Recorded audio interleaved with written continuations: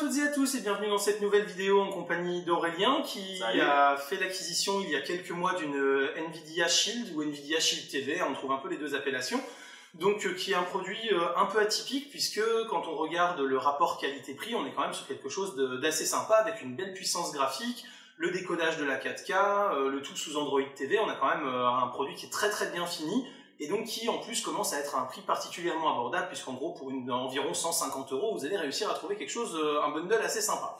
Donc le but de la vidéo d'aujourd'hui, c'est vraiment de vous présenter un petit peu le produit, vous montrer ses qualités, ses capacités, voir un petit peu ce qu'il peut faire, ce qu'il ne peut pas faire, les points forts, les points faibles, histoire de vous faire une opinion et voir après si c'est quelque chose qui vous intéresse ou pas et que vous puissiez sauter le pas. Si vous voulez sauter le pas, vous aurez des liens dans la description pour aller acheter tout ça directement sur Amazon. Voilà. Bon bah Aurélien, on t'écoute, c'est parti. Allons-y. En tout cas, à dire dès le départ, c'est que il nous faut une belle présentation. Hein, là, c'est juste la cover, mais ouais, on a la petite boîte verte avec de la couleur. On a un produit made in Nvidia. Maintenant, c'est vrai que sur la plupart des produits de haute technologie, on a un beau packaging. C'est ça. Ils travaillent à la fois la techno, mais aussi la partie design. Voilà. Le unpacking est vraiment sympa à faire. C'est vrai que voilà, on découvre la console, on ouvre, on a ensuite le reste des accessoires et tout ça. C'est bien fait. C'est vraiment très joli. Donc, qu'est-ce qui est fourni avec alors? On a la Shield. On a la Shield. On a un câble USB pour le rechargement de la manette. Ouais. Voilà. Avec la manette, donc qui est vendue avec. Et on a des petits logos Shield vert dessus, je sais pas si vous les verrez bien à la caméra. Ouais. Et l'intérêt en fait, c'est que ce logo vert ici vous permet de savoir exactement par rapport à la barre verte qu'il y a sur la manette, comment connecter en fait le câble pour pas vous embêter à le tourner dans tous les sens, parce que ça reste de l'USB classique, donc non réversible, c'est pas de l'USB type C. Voilà. Donc ça c'est quand même pas mal. Et pareil sur la Shield aussi, derrière, vous voyez le gros USB mâle ici. Est pareil siglé pour pouvoir savoir où est le haut et pouvoir l'enfoncer rapidement. Petit détail, mais finalement qui peut faire gagner du temps, un peu comme sur nos téléphones, on est toujours en train de chercher dans quel sens parfois. Exactement. Là on y gagne. Quelque chose de sympa aussi, c'est au niveau du transformateur. On a en fait un transformateur avec les fiches de courant à insérer dedans. Donc là c'est les deux autres.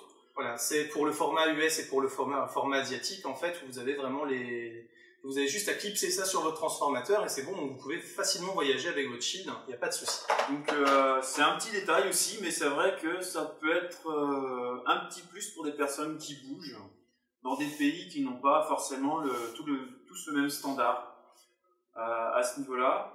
Donc il faut savoir aussi que j'ai la télécommande, qui n'était pas vendu avec au départ mais en option. Petite télécommande qui n'a que quelques boutons, qui n'a pas l'air de rien, mais qui est quand même assez pratique suivant l'utilisation qu'on fait de la console. Bah là, on l'a vu quand on a commencé à préparer un petit peu l'émission, ne serait-ce qu'appuyer sur le bouton pour lancer Google Now et pouvoir faire une recharge vocale. C'est le truc tout bête, mais c'est quelque chose qu'on trouvait par exemple sur l'Apple TV, que assez peu de produits Android TV proposaient. En tout cas pas très bien implémenté, et là on a vu que ça marche super bien. Là c'est juste impeccable. Donc la télécommande et la manette, les deux possèdent un micro. Elles possèdent aussi, donc mis à part la prise USB pour recharger, une prise jack pour mettre des écouteurs, pour pouvoir regarder son programme, on va dire silencieusement par exemple, ou pour jouer à ses jeux. De manière sans gêner les autres. Alors en parlant de jeux, je ne sais pas s'il y a des jeux multijoueurs qui sont proposés, mais est-ce que c'est un jack uniquement casque ou est-ce que ça gère aussi un jack micro? Est-ce que tu as testé ou pas du tout? Pas testé le micro. Non, d'accord. Là-dessus je ne sais pas. Après ça peut très bien marcher avec le micro. Oui, de toute façon il y a le micro de la télécommande. La manette, si on est en train de jouer, la télécommande, la manette n'est pas loin, donc finalement ça capte assez bien le son de la voix. Donc voilà, après la manette, elle est d'un design, on va dire, à peu près normal, qui ressemble à peu près à tout ce qu'on a maintenant. Après, voilà, les joysticks, quelque chose de pratique, on a quand même l'accès au volume ici, ce qui peut être bien. Ça, c'est une petite zone sensitive aussi, non? Ou c'est juste décoratif, non? Pas comme sur la télécommande? Non, la télécommande, elle a une zone sensitive pour le son. La manette, non. Après, elle reste assez bien à prendre en main, c'est pas ce que je préfère. Mais, le logo Nvidia sur le dessus, ça permet de revenir à l'accueil ou c'est juste un logo? Ouais, il sert. Ouais, voilà. Ah non, d'accord. Ok. Le lancement de la recherche vocale. D'accord. Ok. Voilà. Je peux pour la prise en main? Vas-y. J'ai quand même des grandes paluches. Moi, je trouve qu'elle tient bien en main. Ouais, l'ergonomie est propre, hein. Mais elle est agréable en plus, elle est pas... Parce que j'avais peur au niveau, quand je la voyais, qu'elle soit un peu saillante, qu'elle soit désagréable. Non. En fait, je trouve qu'elle tombe bien en main, elle est pas mal. Je préfère le Steam Controller en poignet. Ouais. Mais enfin, ça fait une manette quand même qui est pas désagréable à tenir, quoi. Non, ça va. Avec les boutons qui sont assez bien accessibles. Ok, ça va. Ça fait quelque chose de sympa. Ok, voilà. Qui a l'air bien fini en plus. J'ai une bonne autonomie aussi parce que j'utilise très peu, mais je l'ai dû la recharger que 2 fois en 6 mois. D'accord, ouais. Donc même quand tu joues un petit peu, ça va, elle tient bien, quoi. Ouais, j'ai pas énormément joué sur la console. Par contre, la télécommande, oui. On va dire, celle-ci, elle tient au moins une bonne semaine. J'utilise régulièrement. Ok. Une bonne semaine. Un petit peu moins si on l'utilise. J'ai utilisé un moment avec le casque. Normal, là, parce que ça sort aussi du son pour faire le... Elle se met en veille au bout d'un certain temps, je ne veux pas dire peut-être 5 minutes. Elle se met en veille, donc du coup on est obligé de rappuyer une fois sur la manette pour qu'elle se rallume. Et ensuite, on peut faire tout ce qu'on veut. Donc, ce qui permet aussi de lui économiser la batterie de manière assez grande. Et puis au pire, dans tous les cas, de toute façon, je veux dire, il faut juste prendre le réflexe de la brancher le soir quand on va se coucher après avoir utilisé. Et puis voilà, oui, ou même quand elle commence à baisser en pile, on a un petit message à l'écran. Les batteries de la télécommande deviennent faibles, mais on pense à recharger. Donc voilà, si on a les deux... Au pire, on bascule de la télécommande à la manette, ça fait le job le temps de recharger la télécommande. Voilà, et puis si on est en train de regarder un programme, la manette ou la télécommande, c'est pas grave, on va juste faire play pause. Tout à fait. Ouais. C'est pas. Même si on les utilise pour le son, voilà, comme les deux ont la prise jack, ça le fait. Ok. C'est quasiment instantané, on branche la prise son, le son se coupe à la télé. C'est vraiment. Ouais, ça c'est pas très mal. bien. Ok, donc ça c'est une première bonne chose déjà. Oui.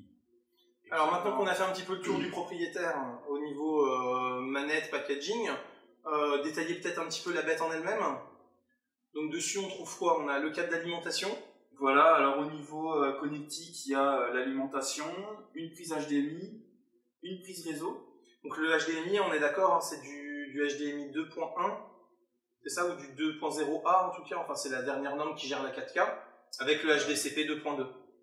C'est-à-dire que c'est compatible avec tous les formats ultra haute définition actuels. Normalement, c'est ça.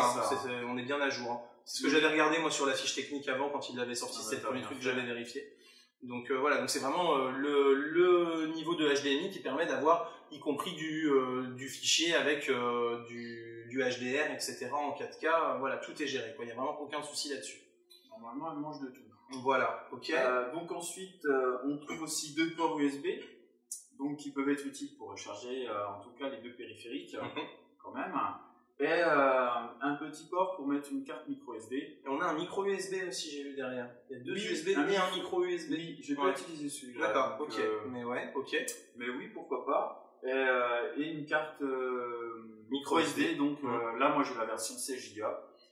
Donc pour mon utilisation, on va dire personnelle, j'en ai pas besoin, mais là, du coup, pour le coup de la présentation, j'ai dû télécharger quelques jeux et tout ça, et c'est vrai que finalement, ça se remplit vite. C'est ça. Si on veut l'utiliser comme console de jeu, c'est peut-être bien de prendre la version pro avec les 500 Go quand même. En plus, on a regardé, il y a certains jeux qui sont pas forcément décalables sur la... on a peut-être à l'installation, mais on n'a pas pu, en tout cas, décaler certaines données d'un jeu installé. C'est décalé, par la suite, après sur la SD. Ouais, c'est ça.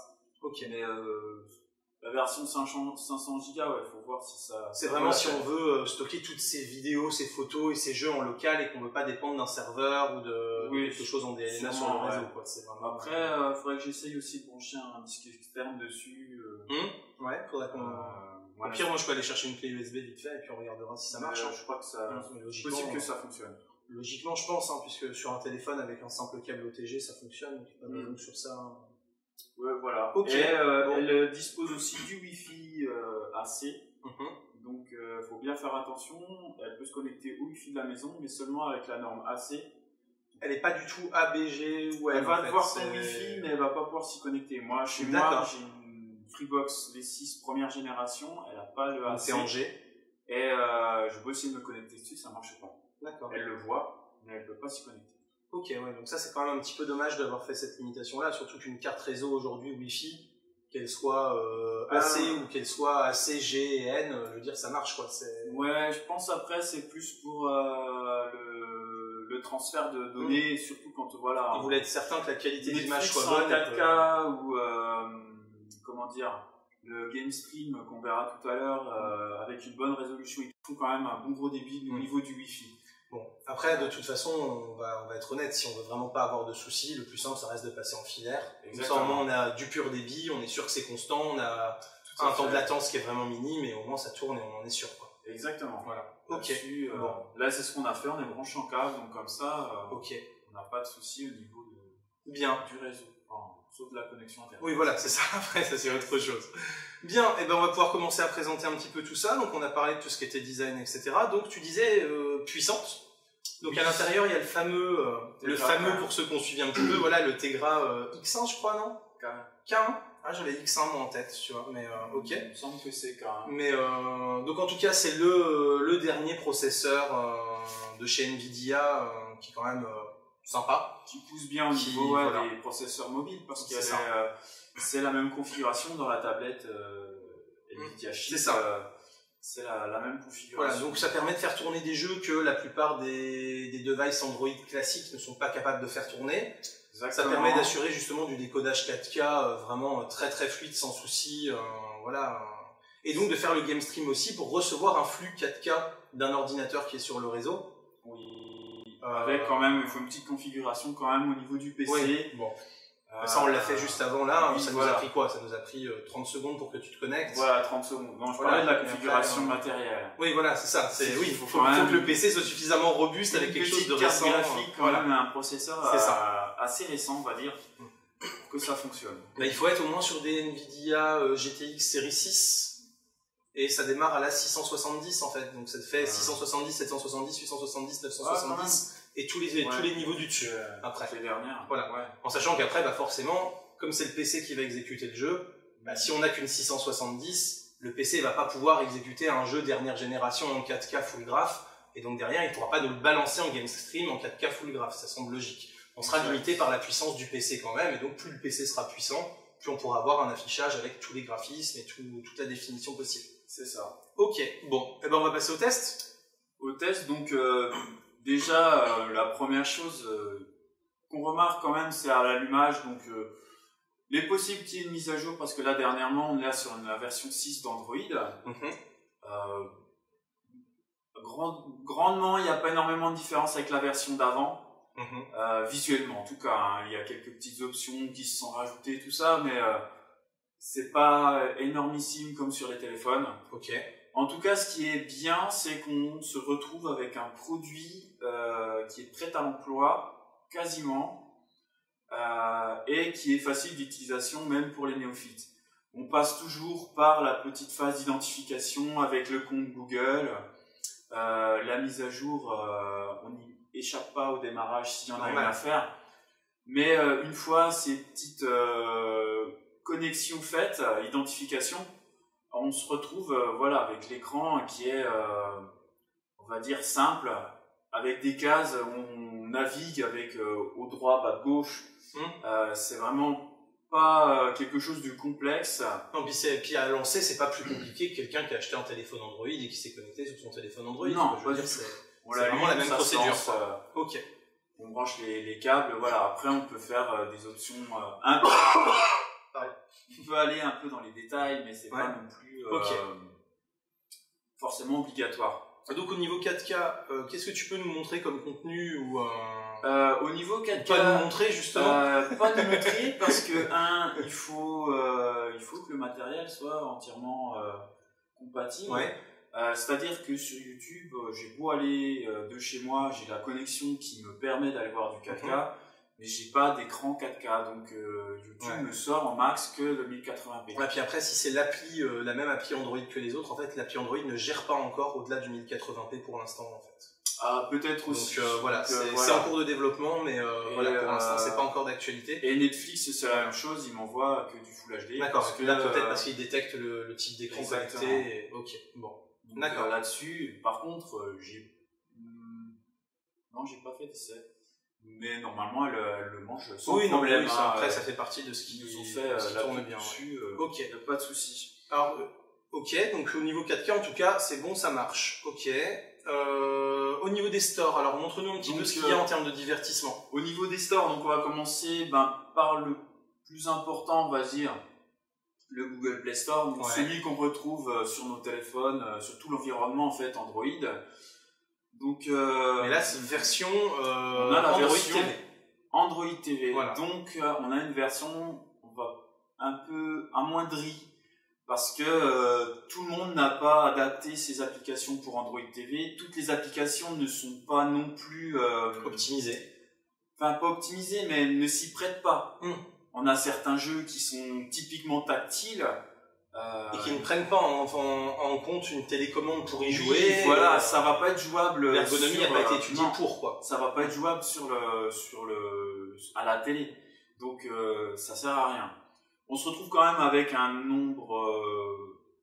On a quand même un petit nombre d'applications. Donc là, on voit à l'écran, du coup c'est quand même un peu catégorisé. Donc un accueil, section jeux, mes applications, donc ce que j'ai téléchargé et quelques paramètres. Donc après, voilà, on va regarder un petit peu rapidement. Donc on a une sélection un peu comme le Google d'avant. C'est un peu le recommandé par l'équipe Google, quoi. Voilà, donc là c'est principalement des applications vidéo, on va dire, de chaînes télé, de chaînes de sport. Ok. Un peu.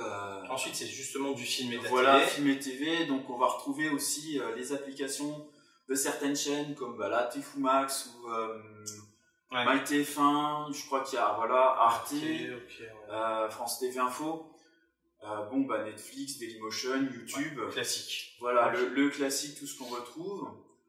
Top des ventes, là il y a beaucoup de jeux ou de l'application payante, mais beaucoup de jeux. Top des ventes c'est normal, c'est du payant. Logique, c'est ça. Ensuite, les applications gratuites. Ok. Ce qu'on va retrouver, des applications divertissement. Et après, on en a qui se recroisent justement, comme en plus il n'y en a pas des masses, il y en a qui font plusieurs catégories, quoi. Donc là, c'est les catégories, il y a à peu près la même chose sur le store. Si on veut vraiment chercher que des jeux, du coup, on a un onglet jeux. Ouais. Donc, pareil, là, ça va être plateforme. Il y a des jeux de combat, des jeux de rôle, quelques jeux de tir. Voilà. Il y a quand même quelques petits trucs, c'est pas trop mal, on peut encore avoir un tri supplémentaire. Un tri si on vraiment cherche un type de jeu. Là, c'est les applications que j'ai installées, donc j'ai des applications type Allociné où j'ai mis des jeux aussi, afin de vous montrer tout à l'heure un peu de quoi elle est capable. Et puis ensuite les paramètres. Classique, le contrôle parental, l'achat. Assez succinct, mais on a quelques paramètres. Ça fait le job. Okay. Voilà, exactement. En autre store, ensuite, on a quand même les Shield Games. Ce qui va permettre d'aller un peu plus loin en termes de qualité graphique pour pouvoir exploiter un peu la puissance du processeur Tegra. Exactement. Ce qu'il faut savoir, c'est que la console va pouvoir faire tourner des jeux Android qu'on aura sur le téléphone, à peu près, on va dire, le même niveau de graphisme. Mais Nvidia a aussi optimisé certains jeux, donc on va retrouver sur leur store. Qui se retrouve au niveau visuel, qui est à peu près la même chose. En gros, ça permet de pas être dépaysé, c'est bien, tu gardes quelque chose d'assez cohérent, quoi. Exactement. Donc là, c'est pareil, on va se retrouver avec des jeux payants et gratuits. Par contre, il y a certains jeux, comme là qu'on voit à l'écran, Metal Gear Rising Revengeance, qu'on ne trouvera pas sur Android. Oui, c'est ça qui a été développé exprès pour la Nvidia Shield. Exactement. Et qui ne se retrouve que sur ce store-là en termes de device mobile. On peut retrouver Half-Life 2, Episode 1 par exemple. Half-Life 2, Portal. D'accord, ok. On a quand même du jeu qui demande beaucoup plus de puissance que... Déjà, effectivement. Killing Floor Calamity. D'accord. Donc tu nous en as installé un ou deux aussi de ce store-là pour qu'on puisse regarder ? Ouais. Ok. Super. War Thunder entre autres. D'accord, ok. C'est vraiment assez chouette. Okay. Asphalt 8. Ok. J'en ai mis plusieurs. Ok. Donc vas-y, lance-en-nous un en version Android et un en version non Android déjà pour qu'on puisse voir un peu. Version Android, il y a Skyforce pour moi, il fait partie Et il est sur le store Android. C'est ça, sur le store Android TV, pas sur le store Game. Pour moi, il semble au store il est sur le store de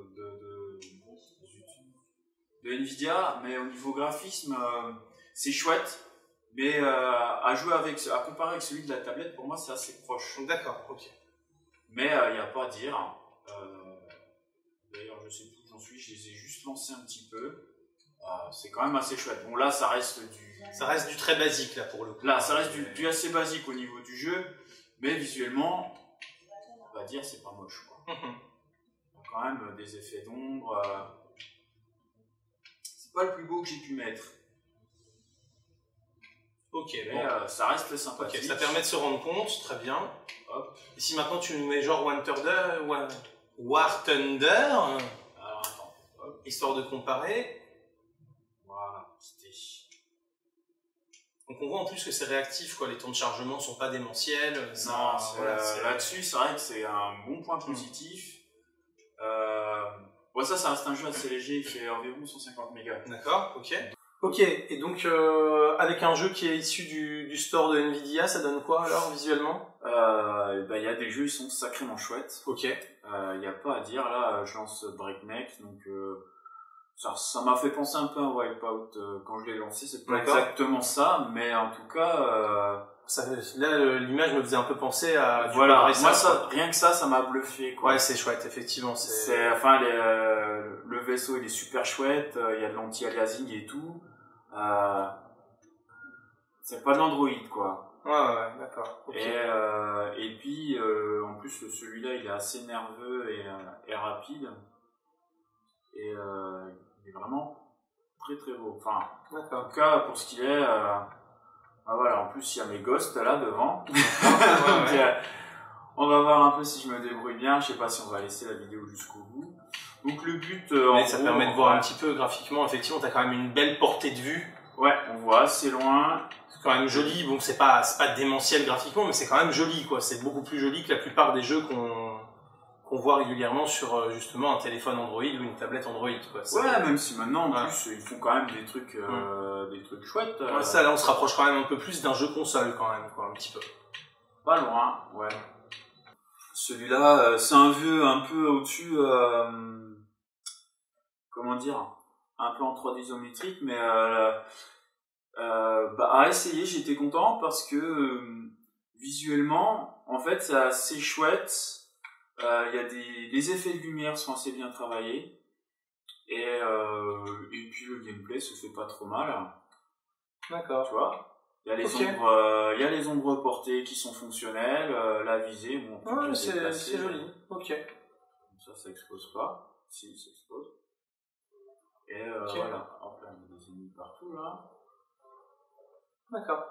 C'est là qu'on voit aussi l'intérêt d'avoir une manette, quoi. T'as quand même une autre jouabilité et d'autres gameplays qui sont possibles, quoi, en fait. Tout à fait. Ouais. Après, il y a des jeux qui sont jouables à la télécommande et d'autres pas du tout. D'accord. Mais il y a... Ah, tu vas pas vivre très longtemps, là. Ok. On va pouvoir enchaîner sur le game stream puisqu'on est sur les jeux. Exactement. Donc aller chercher donc là, Deus Ex qui est sur mon ordi en fait et puis y jouer. Voilà, donc GameStream donc fonctionne avec le PC. Il faut être connecté au même compte Nvidia sur le PC et sur la console. Du coup après ils arrivent à se retrouver pour balancer justement donc les données qui sont calculées sur le PC, encodées en vidéo sur le PC et renvoyées sur la Shield. La Shield de son côté, elle ne renvoie que les commandes pour naviguer dans le jeu en fait. Exactement. C'est ça. Hein. Donc le logiciel Game Experience détecte parfois une partie des jeux et s'il les détecte pas, on peut toujours lancer Steam quand on l'a installé. En tout cas, Steam fonctionne et se lance en mode Big Picture. Le jeu sort du PC ou pas en fonction. Oui, d'accord. Par exemple, vous avez votre télé juste la stéréo et vous avez un casque sans fil qui fait du surround. Vous pouvez jouer avec votre casque sans fil du PC et tout en dire qu'on veut le son du PC justement. Voilà. Ok. Connectivité, du coup, là on peut tester le réseau et aussi voilà, on a les options optimiser le jeu. Donc on a la liste. Là c'est déjà fait de toute façon. Où il optimise et la qualité. On peut lui dire. Je veux que tu passes par l'Ethernet, je veux que tu fasses de la qualité maxi. Voilà. Tiens, mets-le en maxi justement pour qu'on voit un peu ce que ça donne. Là, on a un bon réseau. Donc voilà, force-le en 1080p 60. Comme ça, on va regarder un peu ce que ça donne. Normalement, c'est bon. Hein. Voilà.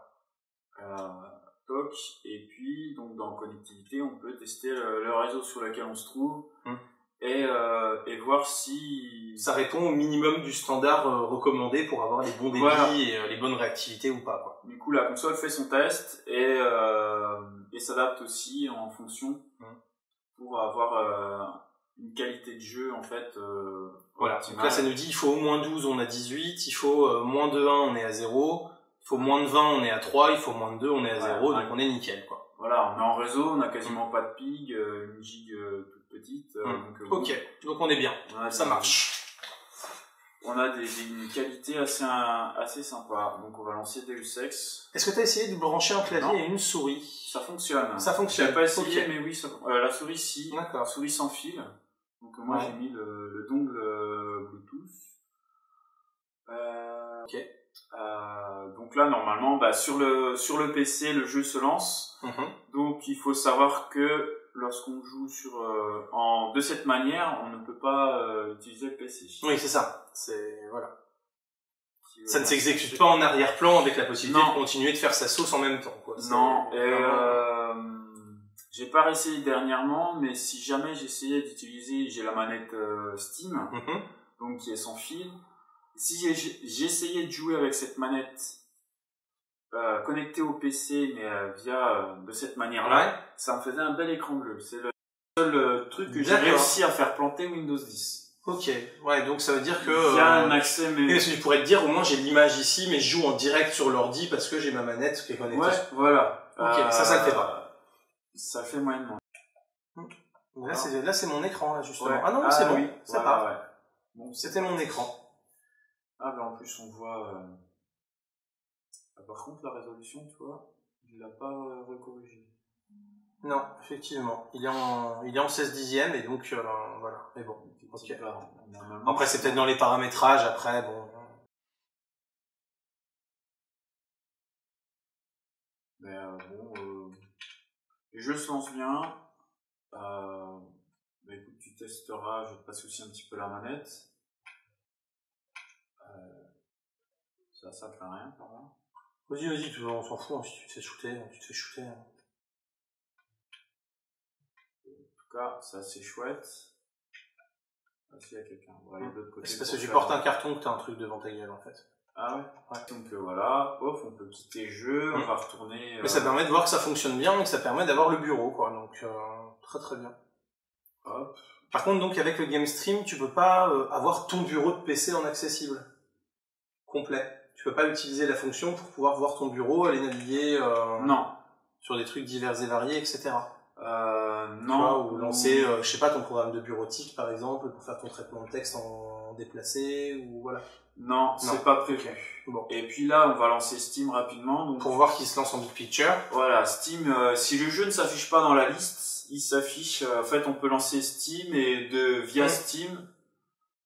Ah oui, bah tiens. Et via Steam, en fait, on peut du coup avoir accès à toute sa bibliothèque. Oui, voilà. Vas-y, tu peux y aller. Là, on a le mode Big Picture comme on peut le lancer sur son PC autrement, quoi. Donc ça marche pas mal. Là, t'as une manette qui manque des piles. De quoi? Ah bah c'est ma manette à moi, ça. Voilà, il faudra que je la charge d'ici peu. Mais bon, voilà, ça c'est... Ok, donc là tu peux, depuis le Big Picture, parce que moi je l'ai jamais utilisé, comme je suis tout le temps sur PC, ouais. Tu peux par exemple là dans la bibliothèque lancer l'installation d'un jeu, etc. T'as vraiment la main sur toutes les options. C'est juste la présentation qui diverge. C'est une présentation, on va dire, plus optimisée pour, pour les télés. C'est ça, pour les télés, sans souris. Mais dans l'absolu, là si tu veux lancer, je sais pas moi, l'installation de Dishonored par exemple, là tu peux. Ouais. Voilà, là je fais installer. Ouais, ok, d'accord, très bien. Ça va les télécharger et il sera jouable après, d'accord. Exactement. Ok, très bien. Non, c'est pas mal du tout. Hop. Ça, je savais pas, tu vois. Tu peux même éteindre ton PC pour éviter de le laisser allumer. D'installer par défaut, on a YouTube et Netflix. D'accord. Netflix qui est ici directement dans le Shield Hub, quoi. Ouais. Ils ont vraiment payé pour être en première loge, quoi. On peut même pas l'enlever. Hein. D'accord. Oui, voilà, c'est vraiment... okay. Donc YouTube, l'appli en tout cas, moi je la trouve très bien faite. Donc elle est une fois qu'on est connecté avec son compte Gmail, voilà, c'est en fonction de ce qu'on a vu, de nos abonnements et tout ça. Donc on a tout un système de menus par rapport aux vidéos auxquelles on a abonné, ce qu'on a mis en ligne, notre historique et tous nos abonnements, voilà, c'est lesquels on en a. Et sinon au niveau chargement, ça se charge assez bien. Oui, ça charge aussi rapidement que sur PC, si ce n'est même plus, quoi. La qualité est quasiment directe du HD, moi j'ai jamais eu de soucis. Ah oui, bah là si je suis pixelisé, c'est parce que c'est avec la webcam hein, que ça avait été tourné et que c'est un peu pourri, hein, mais sinon... Exactement, et après au niveau de l'interface, je la trouve assez bien faite, donc on a play pause, on a les informations, le titre, qui l'a fait, la date. On a la possibilité d'avoir des suggestions en dessous en fonction des Voilà, les flèches c'est des avant-arrière de 10 secondes. Ok. On peut accéder à la chaîne, on peut s'y abonner, signaler, mettre un petit pouce. Ici, on peut même choisir la qualité de la vidéo qu'on veut. D'accord. Si jamais. Ok. Et ensuite, des suggestions. Donc, qui sont en fait les suggestions qu'on retrouve à droite normalement quand on est sur un YouTube standard, quoi. Ouais, il me semble. Et je crois que c'est celle qui se lance une fois c'est ça. La vidéo terminée. C'est ça, normalement, ouais. Ok. Donc ça, c'est pas mal. Petit truc qu'on n'a pas trop parlé, c'est que la télécommande et la manette ont un micro. Oui, on a parlé de la PSCAS, on n'a pas parlé du micro. Voilà. Enfin, si, on en a parlé vaguement, mais... Et du coup, on a la recherche. Du coup, là, il m'écoute. Ouais, voilà. L'écoute vocale fonctionne très bien et en fait, c'est beaucoup plus pratique que ce clavier-là. Ouais. Surtout quand on n'a pas branché de clavier à la manette. Oui, c'est ça, non mais c'est ça. Parce que la manette n'a pas de clavier d'intégrer, n'a pas de... Voilà, c'est... Exactement. Mais oui, voilà, ça marche bien. Voilà, ça recherche, quel que soit le truc. C'est assez pratique, donc ça marche dans une bonne partie de l'environnement des applications qui gèrent le son. Ok. Ah oui, je voulais montrer ça aussi. Historique, voilà. Donc là, j'ai lancé la vidéo, même l'avance rapide. Oui, si tu restes appuyé sur l'avance rapide, ça avance vite. Ça avance. Si tu fais un clic, ça saute 10 secondes. Voilà. Et en plus, ça montre assez bien. Et si jamais, voilà, on veut continuer d'écouter, mais en même temps chercher autre chose, on peut toujours appuyer sur le bouton du menu. La lecture continue en fond. D'accord. Mais ça ne nous empêche pas d'aller chercher autre chose. L'appli est vraiment bien pensée, se charge assez vite. Avec au démarrage, bon bah voilà, nous on a 2 comptes. Et une belle interface, j'ai trouvé. Il me manquait par contre, voilà, le premier gros bandeau qu'on voit sur le téléphone ou sur le site web, on a 3 choix qu'on peut tourner. Oui, c'est vrai, là on en a plus qu'un. Bon. Puis en même temps, celui-là, c'est le film où sa chérie elle meurt. Hein. Comme ça, si vous l'avez pas vu. Donc, vous êtes bien spoilé. Donc là, après, sinon, c'est vrai que c'est à peu près le même type d'interface, donc avec des catégories. Donc là, les dernières séries, moi que j'ai vu, donc là, Daredevil, j'ai commencé à attaquer, c'est bien. Je suis d'accord. Pour la première saison, en tout cas, elle était top, donc il n'y a pas de raison que la deuxième soit pas bien. La deux aussi. Donc après, on a tout le système de liste. Oui, classique, quoi. Voilà. Après, on retrouve quand même une interface globalement proche du site web, en fait. Oui, et assez réactive, comme on peut voir, hein, dès que je change d'un truc à l'autre. Oui, dès que tu fais un clic, ça navigue bien. Qui charge assez vite. Effectivement. Le seul petit bémol que j'ai, c'est quand on veut faire une recherche, ici, on n'a pas la recherche vocale. C'est qui m'ennuie fortement. Surtout avoir payé pour être dans la partie je ne peux pas être supprimé de la shield et ne même pas intégrer la fonction de base de recherche vocale. J'espère que ça viendra dans le futur en tout cas. Ouais, effectivement, c'est un peu lèche quoi. Si j'appuie sur la recherche... Et si tu demandes à Google Now, depuis le menu, d'aller chercher un truc sur Netflix, est-ce que ça marche? Non. Non. Ouais, donc il y a quand même, là pour le coup, j'ai beau pas être Apple fanboy, il y a quand même un gros retard à ce niveau-là sur Google Now par rapport à Siri sur Apple TV. Siri sur Apple TV, tu peux lui dire, je sais pas, justement, tiens, trouve-moi Falling Skies, Il va te dire vous avez Falling Skies, c'est disponible sur Netflix, sur Canal Play Infinity et sur votre disque dur Android par exemple. Ouais, on peut essayer, mais je suis pas sûr. Hein. Hellboy. Mais normalement, voilà, il y a entre Google Play, YouTube. Mais ouais, c'est ça, mais t'as pas ta recherche unifiée sur tous tes services, etc. Ouais. Donc là, il y a quand même encore un petit retard quand même. Après, Netflix, c'est légèrement à côté de... Ah mais sur Apple TV, vraiment, c'est tout intégré, quoi. Ils ont fait l'effort avec Siri. Et je peux même dire à Siri, par exemple, reviens en arrière, j'ai pas entendu la dernière phrase. Et paf, ça te passe la dernière phrase. D'accord. Ou fais une avance de 3 minutes. Et paf, ça te fait une avance de 3 minutes. Donc à ce niveau-là, Apple a quand même travaillé un petit peu le truc. Et j'ai beau ne pas aimer trop les produits Apple en termes de rapport qualité-prix, force est de constater que sur la partie TV, l'Apple TV a quand même une avance là-dessus par rapport à Android TV encore pour l'instant. Ouais, après, ça va pas durer, je pense. Qui est-ce qui l'utilise? Ça, après, je sais pas. Mais la fonctionnalité est là, mais c'est vrai que voilà. Là, pour le coup, ça t'aurait permis, même si Netflix ne l'avait pas intégré de base, de faire ta recherche quand même dans Netflix, et ça aurait pu être pratique quand même, quoi. Après, au niveau chargement, vous n'allez pas voir grand chose parce que l'écran sera noir, mais en tout cas c'est assez rapide, même un poil plus que la Chromecast 2 pour avoir pu faire des essais. Voilà ce que je te disais, là tu vois l'écran et pouf, ça charge très vite. Et si je laisse là, je fais rien, ça va finir par partir là. Ouais, parce que ça t'a lancé directement le chargement et point, quoi. C'est parti, quoi. Voilà, tu vois, ça s'estompe, voilà. Pouf, le truc est parti.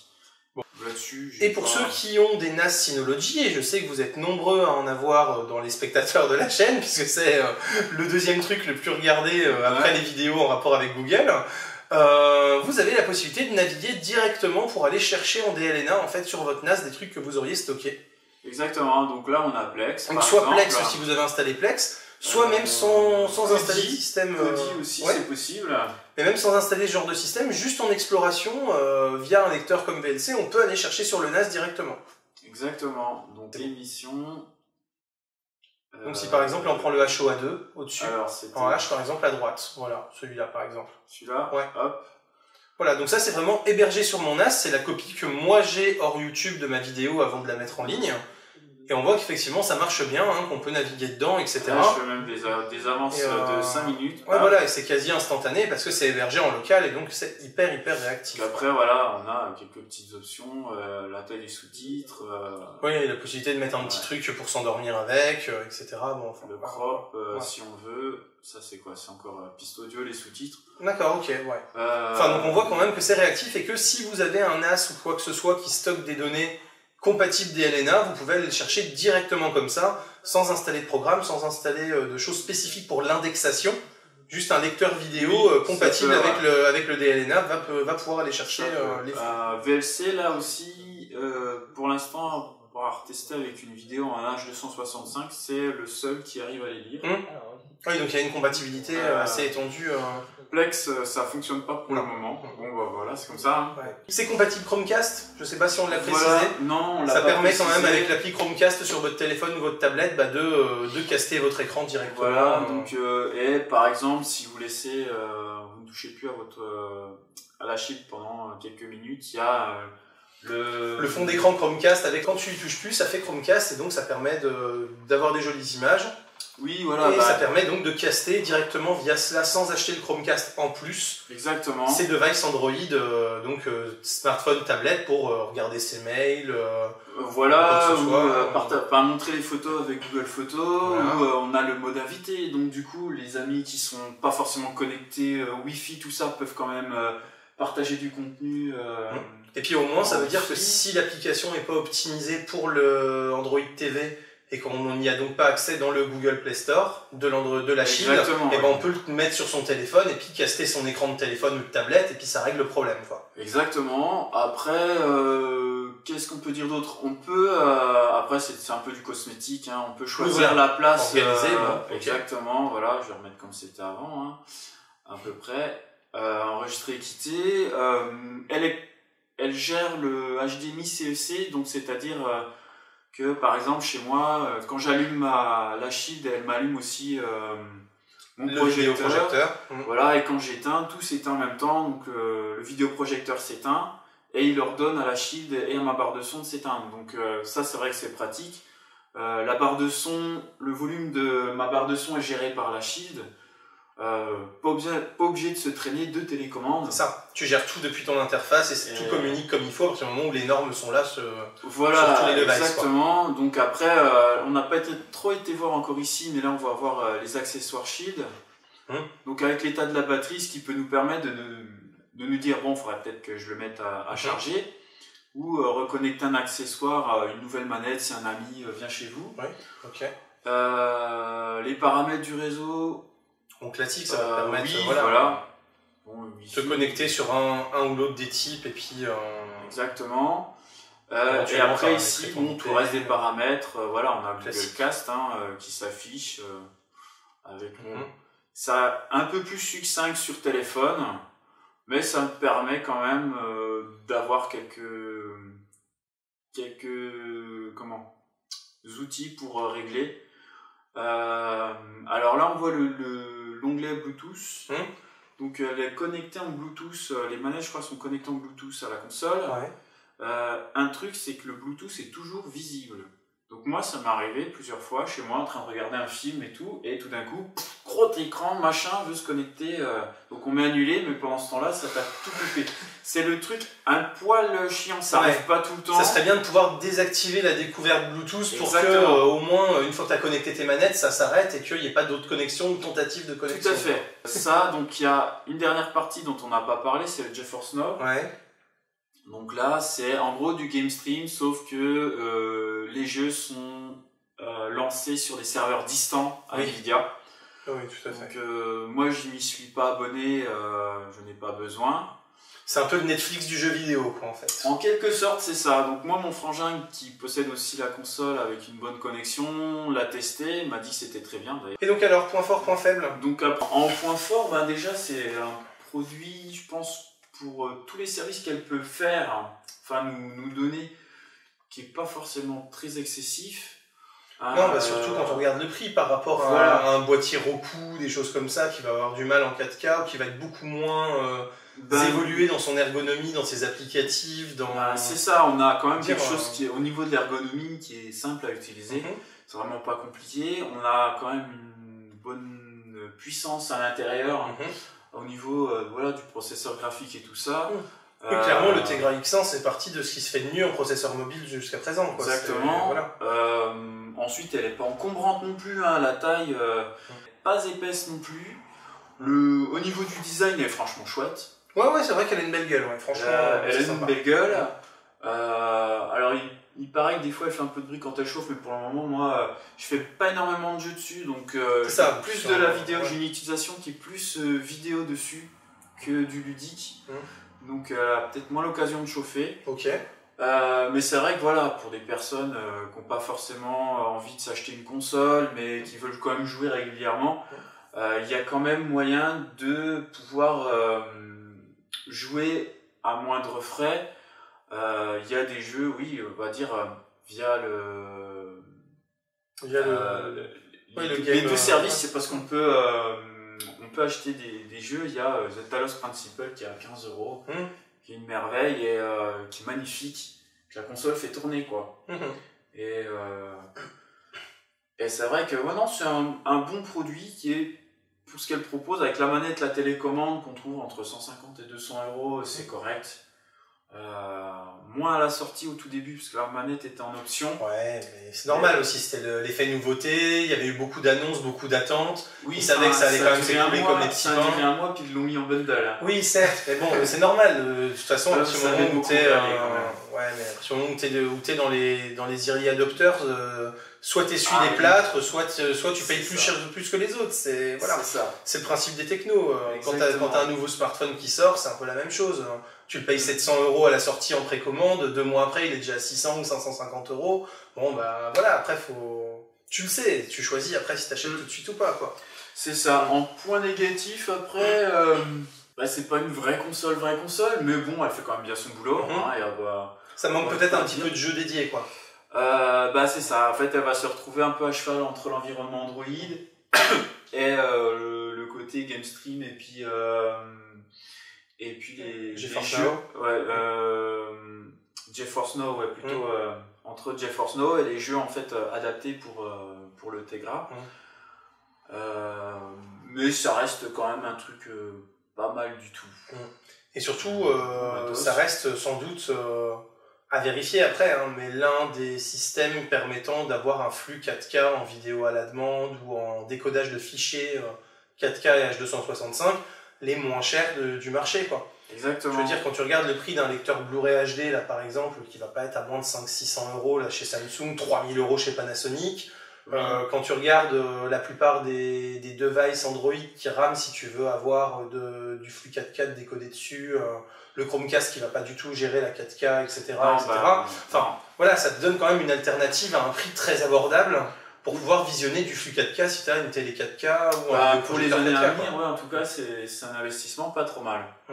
À ce niveau-là. C'est déjà prêt pour les technologies futures, alors qu'elles sont tout juste en train d'arriver dans les foyers. C'est ça. C'est ça. Là-dessus, c'est vrai que voilà, elle fait très bien son office maintenant, et puis ici en 2 ans, elle va sûrement pas être peinée. En tout cas pour tout ce qui est vidéo, il n'y a pas de souci. Ah ouais, vraiment. Ok, bon. Donc oui, pas vraiment de gros points faibles en fait, hein, pour l'instant. Non, pas trop. Ça reste globalement très homogène et le contrat est plutôt bien rempli de la part de Nvidia, quoi. C'est ça. C'est ça. Ok. Bon. Donc, comme je vous le disais en début de vidéo, si vous voulez l'acheter, vous avez le lien dans la description. Comme d'habitude, vous pouvez vous abonner à la chaîne, découvrir mon site, vous abonner pour suivre sur les réseaux sociaux, etc. Il n'y a pas de souci là-dessus. Vous retrouverez sans doute Aurélien dans d'autres vidéos, hein, puisqu'il ne sera pas voilà, sans revenir pour faire des tests de matos qu'il aura acheté.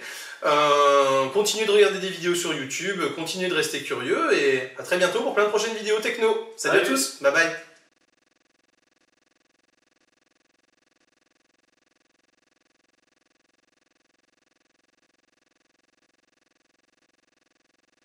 On aurait eu une image, ouais.